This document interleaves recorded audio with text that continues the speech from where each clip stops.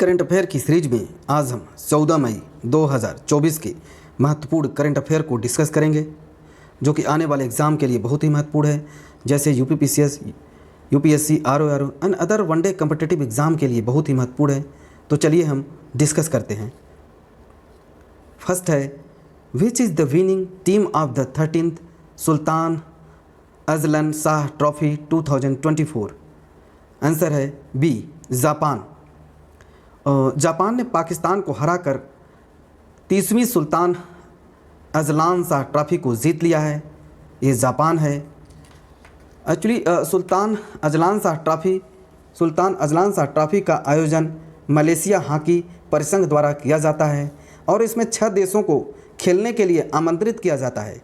इसकी शुरुआत 1983 में एक दिवसीय टूर्नामेंट के रूप में हुई थी और इसकी लोकप्रियता के बाद 1999 में इसे एक वार्षिक कार्यक्रम में बदल दिया गया।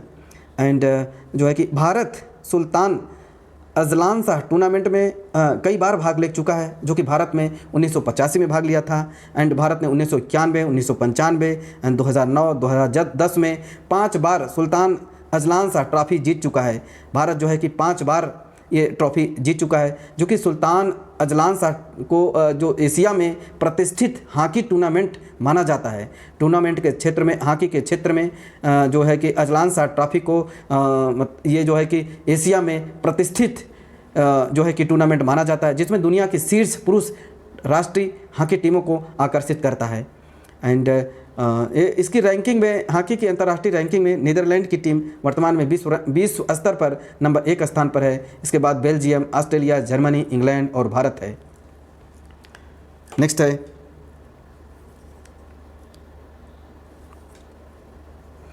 है who has recently made the world record of climbing mount Everest for the 29th time?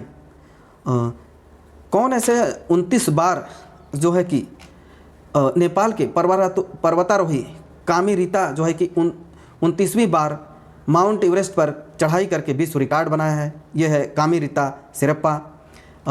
ये 54 वर्षीय नेपाली पर्वतारोही और गाइड कामी रीता जो कि 12 मई 2024 को 29 बार सागरमाथा माउंट एवरेस्ट का जो है कि चढ़कर अपना इतिहास रच दिया है। एंड ये जो है कि 1852 में सर जॉर्ज एवरेस्ट के नेतृत्व में भारत के सर्वेक्षणकर्ता ने शिखर की ऊंचाई को सटीक रूप से मापा, जो कि पर्वत शिखर की पीक का नाम दिया गया। एंड 1865 में सर जॉर्ज एवरेस्ट के सम्मान में इसका नाम बदलकर माउंट एवरेस्ट कर दिया गया। एंड जो है कि माउंट एवरेस्ट की ऊंचाई दुनिया की सबसे, ये जो है कि ऊंचाई 8484.86 मीटर है। एंड ये जो है कि तिब्बत में माउंट एवरेस्ट को तिब्बत में है, विश्व की देवी एंड घाटी देवी कहा जाता है। एंड कामी रीता ने पहली बार 1994 में एवरेस्ट शिखर पर विजय प्राप्त की थी एंड 2023 में वह 2 बार पर्वत शिखर पर चढ़ चुकी हैं। तो कामी रीता नेपाल की रहने वाली हैं एंड इनका जन्म 1970 को हुआ था और ये वर्तमान में 7 समिट ट्रैक्स के एक वरिष्ठ पर्वतीय शेरप्पा, एक गाइड भी हैं। चलिए नेक्स्ट क्वेश्चन डिस्कस करते हैं। थर्ड है, what is the recently discussed Camp David agreement related to Israel and Egypt? Answer है ए, इजराइल इजिप्ट। जो कि राफा में इजराइल ऑपरेशन पर मिस्र ने कैंप डेविड समझौते को ख़त्म करने की धमकी दी है। ये इजराइल इजिप्ट है।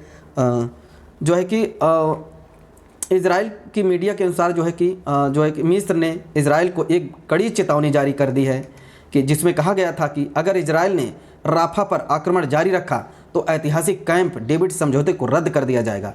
एंड 17 सितंबर 1978 को हस्ताक्षरित कैंप डेविड समझौते ने इजराइल और मिस्र के बीच संबंधों में एक महत्वपूर्ण मील का पत्थर साबित किया, जो इजराइल और एक अरब पड़ोसी के बीच पहली शांति संधि में परिणत हुआ था। और संयुक्त राज्य अमेरिका के जो बीच में समझौता हुआ था वो स्थिरता आधारशील था और इजराइल इसके किसी भी अरब पड़ोसी के बीच पहली ऐसी संधि थी, जो कि अमेरिकी राष्ट्रपति जिमी कार्टर, इजराइल प्रधानमंत्री मेनकेम बेगिन और मिस्र के राष्ट्रपति अनवर सादात के बीच हुआ था।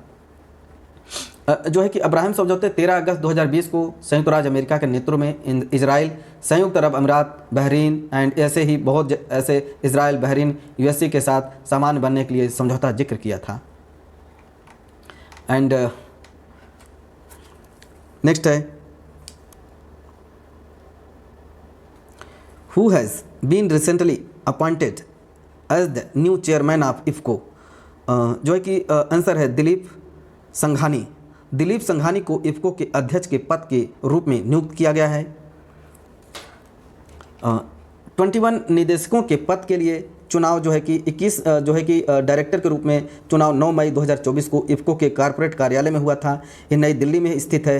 एंड पूर्व सांसद दिलीप संघानी जो कि गुजरात में मोदी सरकार में कैबिनेट मंत्री थे, लगातार दूसरी बार भारतीय किसान उर्वरक सहकारी इफ्को के अध्यक्ष भी रह चुके हैं, चुने गए हैं।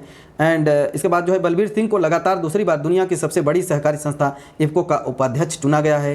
एंड ये इसको इफ्को जो है कि भारतीय किसान उर्वरक सहकारी इफ्को ने अपने निदेशक मंडल के 15वें आरजीबी चुनाव आयोजित किए थे, जिसमें इफ्को के सदन में नई दिल्ली में इतने अधिकारी समितियों से प्रबंध निदेशक डॉक्टर यूएस अवस्थी ने कहा कि चुनाव निष्पक्ष पारदर्शिता तरीके से होगा।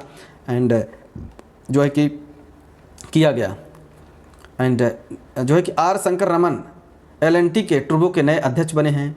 एंड जो है कि आईआईटी मुंबई से केमिकल इंजीनियरिंग में स्नातक सुब्रमण्यम शर्मा अपनी भूमिका जो है कि 40 से अधिक वर्षों तक अनुभव लाए हैं, जो इनका एक्सपीरियंस रहा है। 30 साल तक इन्होंने सेवा की है।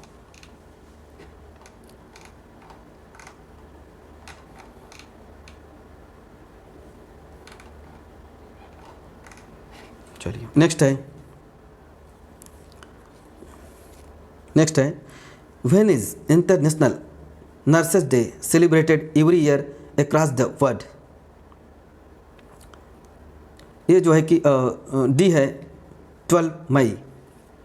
12 मई को जो अंतर्राष्ट्रीय नर्स दिवस 2024 मनाया जाता है, ये 12 मई को मनाया जाता है, जो कि हर साल 12 मई को दुनिया आधुनिक नर्सिंग के अग्रणी फ्लोरेंस नाइटिंगेल की जयंती का सम्मान करने के लिए अंतर्राष्ट्रीय नर्स दिवस मनाया जाता है। यह दुनिया भर में नर्सों के निस्वार्थ समर्पण और महत्वपूर्ण योगदान के लिए श्रद्धांजलि के रूप में कार्य करता है। और 2024 की जो नर्स डे थीम है, हमारी नर्सें हमारा भविष्य, देखभाल की आर्थिक शक्ति हैं। इंटरनेशनल काउंसिल ऑफ नर्स ने 12 मई 1974 को पहला अंतर्राष्ट्रीय नर्स दिवस समारोह मनाया था, जो कि फ्लोरेंस नाइटिंगेल का जो जन्म हुआ था 12 मई के दिन ही हुआ था, इसीलिए उन्हीं के उपलक्ष्य में ये नर्स दिवस मनाया जाता है। क्रीमियम शुद्ध के रूप में वो मनाया जाता है। नेक्स्ट है,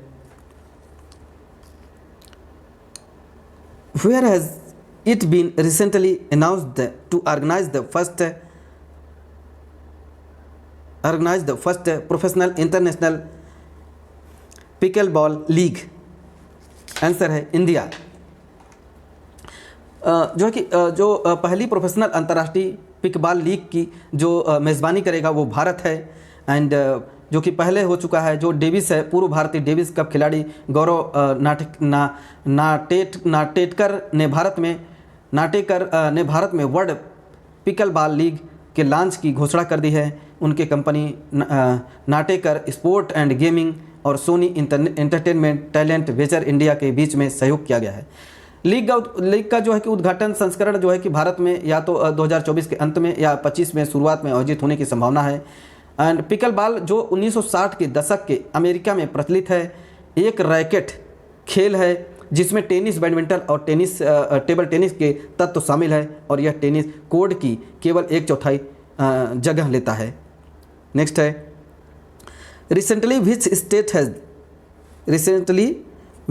state has banned the use of canary flower in the temple? Answer है सी, केरला।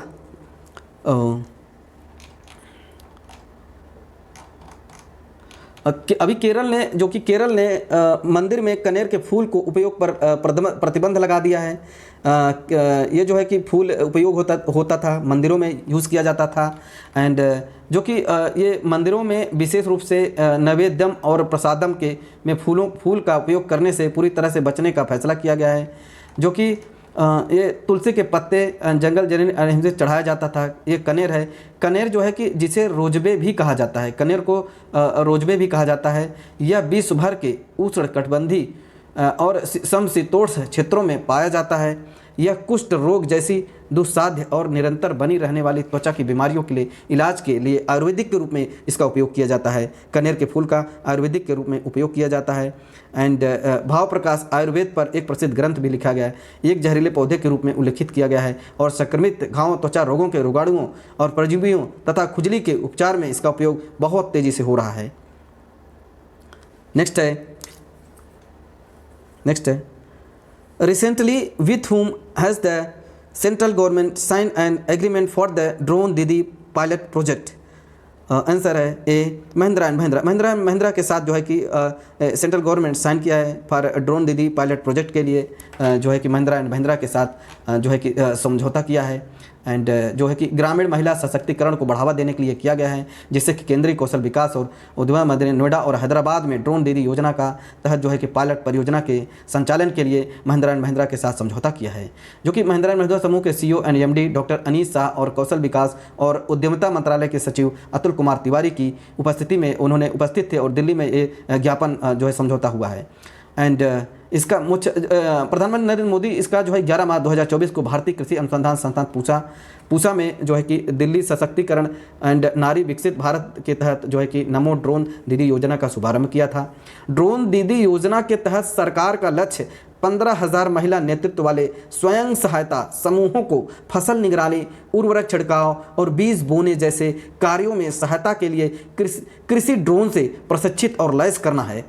भारत में generative artificial intelligence platform Hanuman AI launch किया है।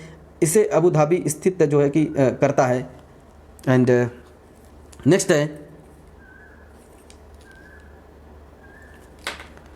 है which is India revolutionary generative chatbot and platform recently launch. Answer है C। भारत का क्रांतिकारी generative chatbot platform Hanuman AI हुआ launch, जो कि लॉन्च किया गया है। भारत में generative artificial intelligent platform Hanuman artificial intelligent Abu Dhabi स्थित AI निवेश कंपनी 3AI होल्डिंग लिमिटेड और SML इंडिया द्वारा विकसित किया गया था। एंड जो कि हनुमान AI के लिए HP, NASCOM और योटा जैसी तकनीकी कंपनियों के साथ साझेदारी की इसकी तैयारी के लिए तेलंगाना जो है कि तेलंगाना के साथ भी समझौता किया गया।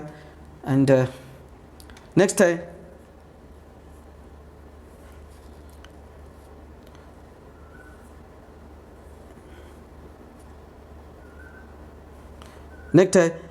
Where has the India army Trishakti corp recently conducted operation Sadbhavna. Answer है सिक्किम। जो कि ऑपरेशन सद्भावना के तहत भारतीय सेना की त्रिशक्ति कोर ने नागा और रंग गांवों में उत्तरी सिक्किम के दूर दराज के समुदायों के लिए राहत कार्य किया है। विनाशकारी हिमानी झील विस्फोट बाढ़ के बाद कोर ने आवश्यक राहत सामग्री वितरित की है। इसके अतिरिक्त एक चिकित्सा शिविर उन 150 से अधिक रोगियों को महत्वपूर्ण स्वास्थ्य सेवा प्रदान की जाएगी। एंड जो कि भारतीय सेना की त्रिशक्ति कोर ने सिक्किम में जो है कि ये ऑपरेशन सद्भावना जो है कि चलाया है। एंड इसका जो है कि इम्पोर्टेंस है कि ऑपरेशन सद्भावना भारतीय सेना द्वारा शुरू की गई एक अनूठी